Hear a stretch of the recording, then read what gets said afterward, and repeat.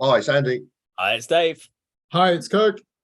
Right, as always with today's reaction, Andy and Kirk have no idea what video is coming up, but there'll be no pausing, there'll be no talking during the actual video, but we'll share our thoughts and feelings at the end. We'll just be making notes, just watching it and experiencing the actual video. Let's go check out today's reaction.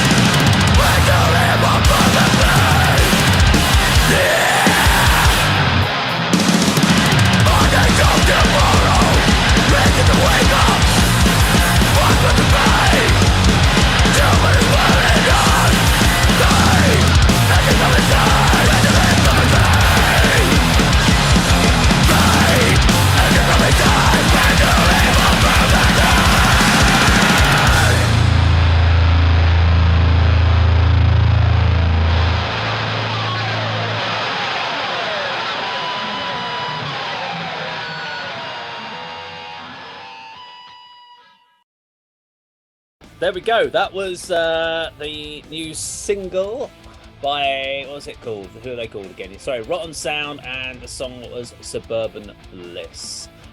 So Kirk, you told us to check that one out, didn't you? You kind of gave us a recommendation so you can give feedback on it. Off you go. Yeah, disappointed that the song was so long. Good Guanco, it's like 30 seconds and that's it. No, in all seriousness, I first became aware of this band. Do you know that channel Banger TV, hosted by Sam? Have you ever watched it? They had something called Metal Family Trees, and they did one for grindcore.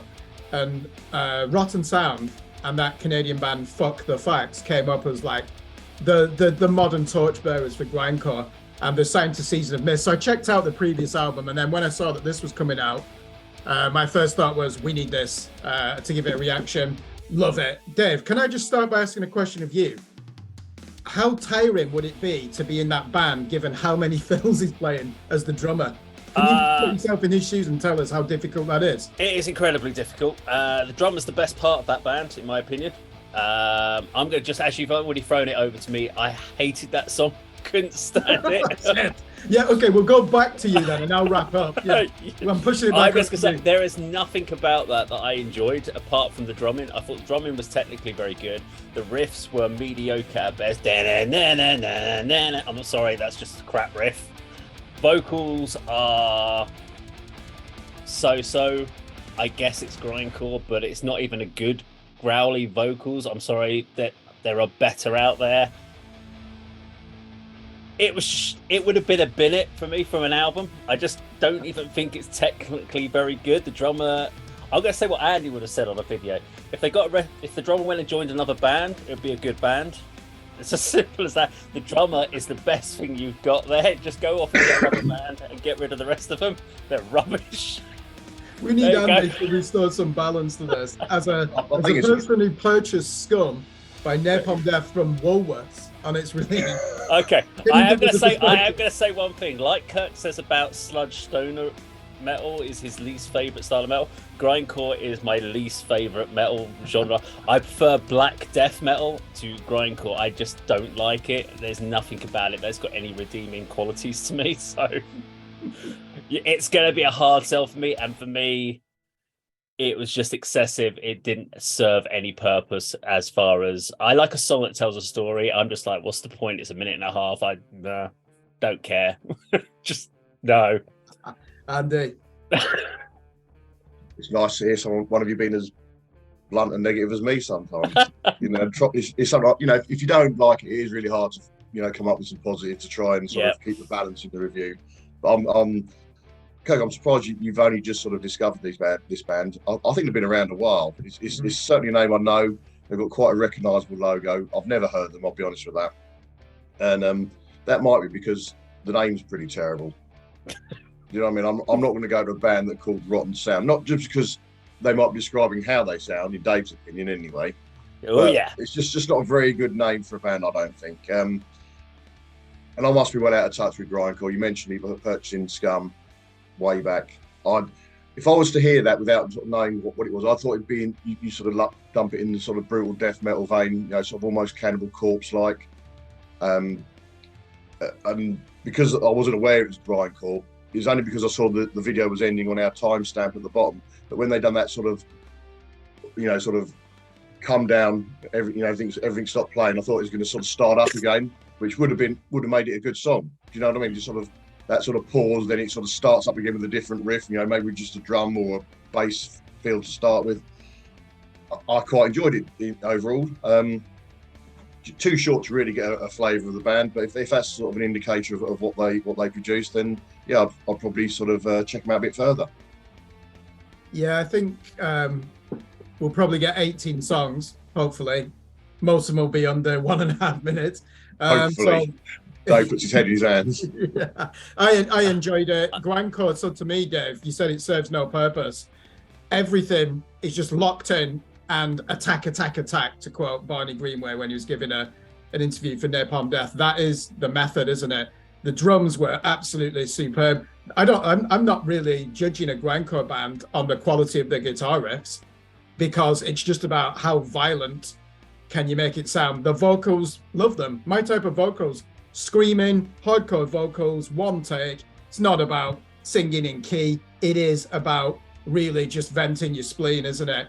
And let's not forget, grindcore really is anti-music, isn't it? It's basically saying, we hate pop music, we hate anything that's got melody or a chorus. We want you to dislike this. So ironically, Dave, they'll probably be pleased with your reaction, because grindcore wants to generate that kind of response. So me and Andy do listen to this stuff, don't we? Is it me, or is there actually a shortage of grindcore bands? Every Yay! week, Sorry, every week on my album calendar, I'll give you an example this week, the Green Blast Repeat. I think there's 15 albums that I can choose from. I'll choose 7 of them. 4 of them are sludge metal bands. Just to correct you, Dave, I do like sludge metal. It's stoner metal that I don't like, because they're not the same thing. There's 5 black metal albums, and then the rest are either blackened death metal or melodic death metal. It's rare that I actually have a grindcore album to choose from. So whenever it's on the list, I'll choose it. So Season of Mist, which is one of my favorite labels in the metal underground, they're releasing this album. So I'll be looking forward to that. I'll definitely review it. And to me, ironically, it's quite easy to review a grindcore album. You only need to listen to it 3 times. And when you're making notes, by the time you've written the song title out and the length of the song in brackets, it's over. That's the only thing that's difficult when you're reviewing it. You just end up writing superb drums, aggressive vocals, nice to hear a loud bass in the mix. Next song, so you're having to do it in shorthand. So yeah, I enjoyed it. One thing I will say, is it me? Bit too start-stop, that song, wasn't it? Like Pig Destroyer. When you listen to their music, just as a riff gets going, the drummer will break it up again with a fill. And then there'll be a bass fill, and then the guitars will come in with a riff. Then they won't follow that. They'll go to another fill. That's the only thing that sometimes stops you from getting into the groove, or no groove in your case, Dave. Kind of highlights my point where, that song was progressing well, and you think they're just going to a little bit of a calm down for a second and start again. But, that's the grindcore style. That's the style, isn't it? It's one of the few punk genres that I enjoy, because to me, grindcore is like power violence, the most extreme version of punk, isn't it? I mean, but where do you draw the line between grindcore and death metal? And one more thing before we wrap up, I wouldn't call it brutal death metal, because you mentioned it the other week. That's really that slam genre, isn't it, where bands take influence from Suffocation and Deeds of Flesh. They could definitely be on the same stage with Cannibal Corpse, but I think the vocals, because they're screaming hardcore, certainly puts it in grindcore for me. Well, do you think, Kirk, with the fact of, because grindcore would have come out what, late 80s, early 90s kind of era, wouldn't it? I would have guessed like 87, 88 kind of exactly. around that. Napalm Death being obviously one of the precursors or leaders of that kind of genre. And now Napalm Death, I actually do like some of their stuff, but what I'm wondering is the reason why we're not probably getting sort of as much grindcore is because grindcore mutated into other genres as it went further, as we got into the early 2000s and we got more of like the late 90s. We had probably early grindcore bands became more death bands, became more melodic death bands, and as that was the stuff that became more prolific, the origination of that style of music has disappeared. Same as like classic heavy metal.